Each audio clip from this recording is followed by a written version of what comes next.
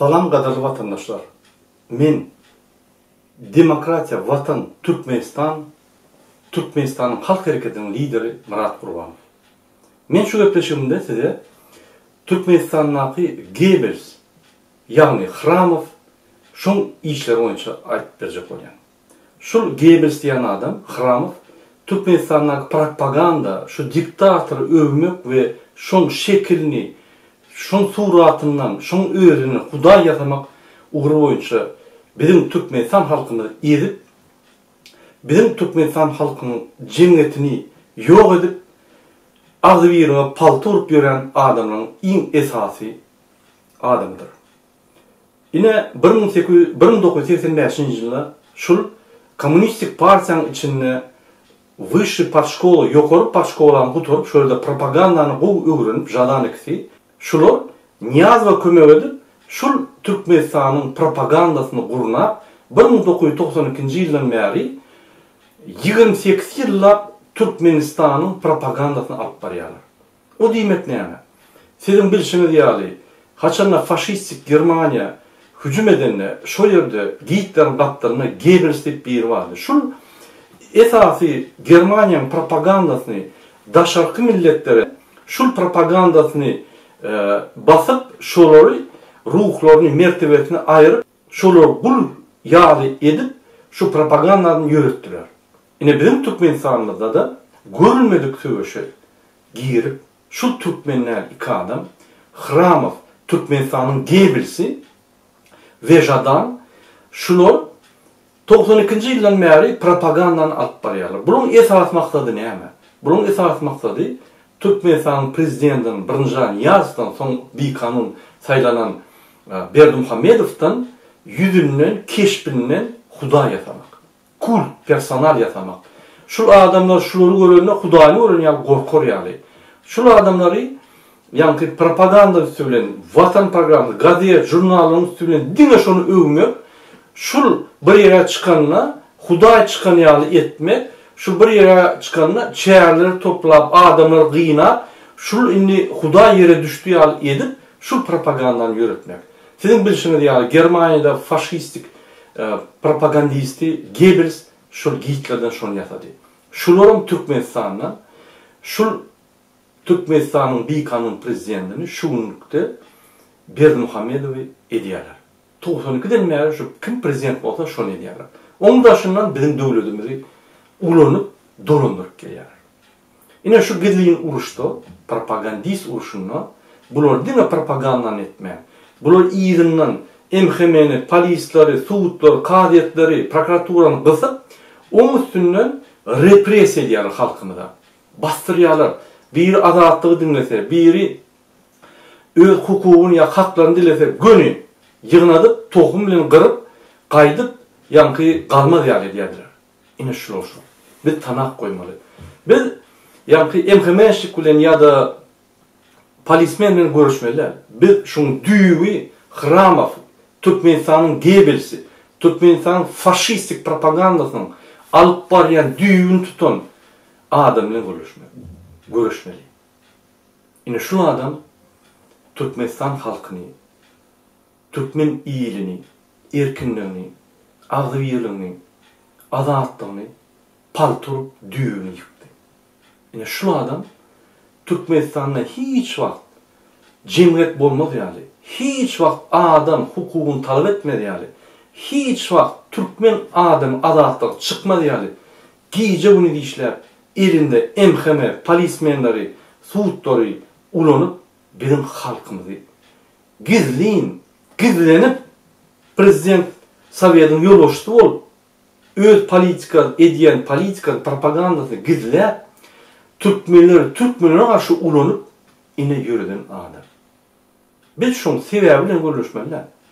Biz şunu düğüyle görüşmeliyiz. Yine sebebinin düğü şu Goebbels, Türkmenistan'ın faşisti Khramov.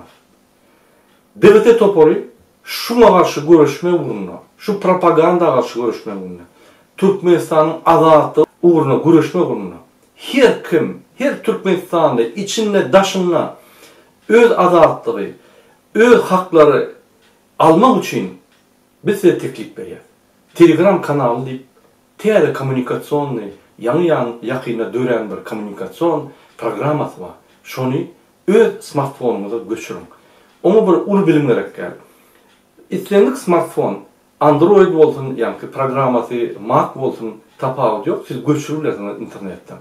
Google Play'de ya Mac Play'de tapıp bilirsiniz.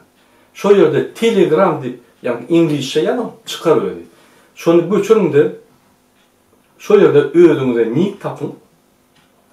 Göroğlu diye ya Michael Jackson ya Trump dedi. Şunu koyun da telefonlarını gidilen şu yerde ondan bizim şu videonun aşağısında Telegram informasyonlu kanalımız var. Onun başka da yürüyüte şu bir kanun sayılan prezident Hramov Jadana karşı görüş alıp bariyat onun adı aktivist devleti. Şunu giyin de şu yerde administratörler yüzüyorum.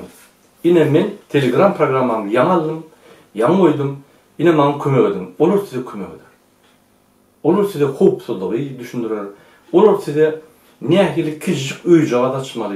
Şu küçücük çat öy cevabını açan yadayımızda şu yerde öy doğunu, karınlaşını, doğusunu, yarını giyirip bilirsin. Olurum şu öy telefonlarını açsa sizin gepleşimleri hiç kim yarma bilmez, giyirme bilmez, bilme bilmez. Ne prezident, ne ondan yukarı, ne MHM'şnik, ne Goebbels, Hramov giyirbiler içine. Sizin imo programınızı Jadan İsrail'e gidip kontrakt bağlaşıp şunu bağlar yani etti. Onun şu günde hoplu programı. Şunun için Telegram programına girdiğinde şu yerde bizden ne sorunuz olsa informasyon uğrundan bizden kömek isteseniz ya bizim bilen görüşmek isteseniz yine bizim bilen dünyada görüşüp bilirsiniz. Sizin yatan öcünüzde yeçeyka diye onun adına şu yeçeyka bilen biz bir koordinatör veririz. Onu içine salarsanız şu koordinatör sizin adamlarınız bilen öyle arasında şartlap sizin istilik informasyon kömekleri ya istilik düşündürüş kömekleri size kömek eder. Şu yerde siz listovkalar paylaşıp bilirsiniz aranızda, değil mi öyle aranızda. Şu yerde siz informasyon alıp bilirsiniz, şu yerde siz surat, video alıp Türkmenistan bulup geçen dağıtları bize göz günü iyilik bilirsiniz. Biz o konfidansı saklarız. Sizden verenini görközmüyoruz. Biz onu eğer size hoplu olsa çapım etmiyoruz. Biz onu sizinle maslahatlaşıp bütün Türkmenistan halkına yayradırız. Eğer gerek olsa. Eğer gerek olmasa biz onu özümüz için yırnak koyuyoruz. Yine eğer de size biri MHM'şnik, polismen ya hükümet bazarat etse şöyle surata video alıp günü prokuratura tavşıp şunun ardasını kopya edip bize uğradırıyorsunuz. Biz şunu bütün dünya hukuk, adam hukukunu koruyan kurumlar bile sizi korar. Sizin için görüşürüz. Şu hukukunu Allah verdi, Peygamber'in üstünde görüşümüz yani sizin üstünüzde görüşürüz. Sizi adaletine çıkarmak, sizi halat etmek boyunca biz hem işler eder.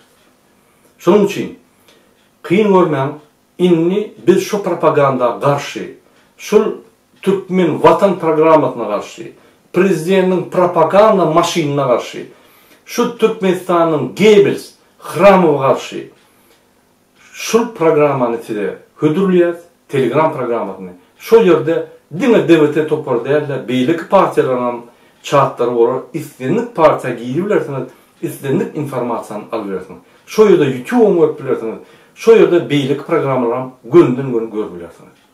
Sebebi Türkmenistan'ın Goebbels'i, Hramov, oynatlı prezident, halkın arasına aydılayan at, Barbie oyuncağı bilin.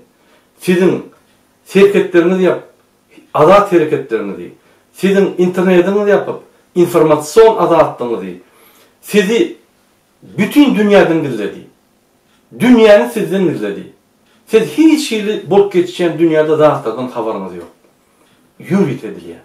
Siz öz ağır yadayınızı beylik halklar bilen deniştirme diyali ve şunu bilme diyali ediyorlar. Misal için, Afgan'ın en pesi şu bizim tögörümüzdeki Afganistan. Ne açıyla uruş oldu şöyle. İnternet ama çıkacak olsan çıkyan, gidecek olsan gidyan, pasportun uzolacak olsan uzolayan, içine gelene hoş gelene değil ya. Hiç problem yok ha. O yerde uruş oldu. O yerde neft yok, gaz yok. Biz bolsa altın asırda yaşap, biz bolsa tiyade bir kanun prezidentin ömrüne yaşap, şul kıyınlığına düştük. Sebebi bunlar bizi ağlap, şu deşiğe elttiler. İndi biz bir tama salıp, kapıyla yapıp, bizi hiç yere koyvermen, karanlık tama saldılar. İndi biz şu karanlık tama size telegram kommunikasyon eltiyat ve bütün dünyanı açıyor. İndi vakti geldi. İndi sen çopan olsan, indi sen mualim olsan, indi sen prezident sovyeti işleten, indi sen emhemeşçi olsan, telegram kanalını koy. Telegram programını koydu, dünyadan haberli ol. Eğer de sen mert olsan, eğer de sen hoplu yağday bolmasan, yağdayda, onunla sen bizim tiyade bir aksiyonumuz var, yüzün açtı rejimi yok değil. Yüzün açıp şu diktatör rejimi yok demeli. Yine bu aksiyonun biz daşında geçip başladık, ne tip olsa içinde de geçiririz. Bu aksiyon inni başladı, şun mehledi, 6 ayın içinde biz hem yüller açarız, içinde daşında. Biz şu rejimi kıyıtka vakti ayırmalıyız. Şunun için Türkmenistan'ın halk hareketi, demokrasiya, vatan Türkmenistan hem edad eder Türkmen halkını alatlığa çıkarmak için. Yadınızdan çıkarmam. Telegram kanalını, telefonunuza göçürün. Şu yerde, şu videonun aşağına aktivist devlet edip çağrımız var. Şu çağdaki yerinde administratörlerden kömek soran. Biz size hem kömek ederiz. Kadir vatandaşlar. Türkmenistan'ın hakkı bu bolup geçen bir kanunu atlar, kelleğine sığacaklardır der. Biz ırdaçılığımız bilen şunu öğrendik. İnni biz öz cemiyetimizi, öz adatlığımızı, öz grajdan aktivimizi ilmi almalı. İnni biz bu diktatora gün bollaymalı. İnni biz öz ardılarımızı, öz şikayetlerimizi aydıp bileriyali devlet olmalı. İnni biz adat devlet. Her kim şu devlette den, her kim saylanacak yerine saylanıp, her kim bizim devletimizin reformalarında, bizim devletimizin özgürlüklerine özü biz bilen hareket edip Türkmenistan'ı dine öz etmeli. Öz maşgalatını, öz halkını, öz yurdunu din alatlı etmeli. Kadir vatandaşlar, adaletlik tiyden gelir. Bir de adaletlik gerek. Bir de ağzıvilik gerek. Bir de doğumluk gerek. Biz bir tane adam, diktatör, bizim karşımızda dur. Biz 4,5 milyon halk, bir adam karşısına. Biz bu yenişi yemeriz. Her kim bir kişi yardım edip, ömrü yürüse, şu rejim öz önünden yıkılıyor. Şunun için Telegram kanalımı göçür. İçinde registrasyon edip, aktivist şartına gelirler, bizden kömek sorar. Biz sana kömek ederiz. Türkmenistan öňe Türkmen halky dinine biz hökman ýeňiz. Sag bolun.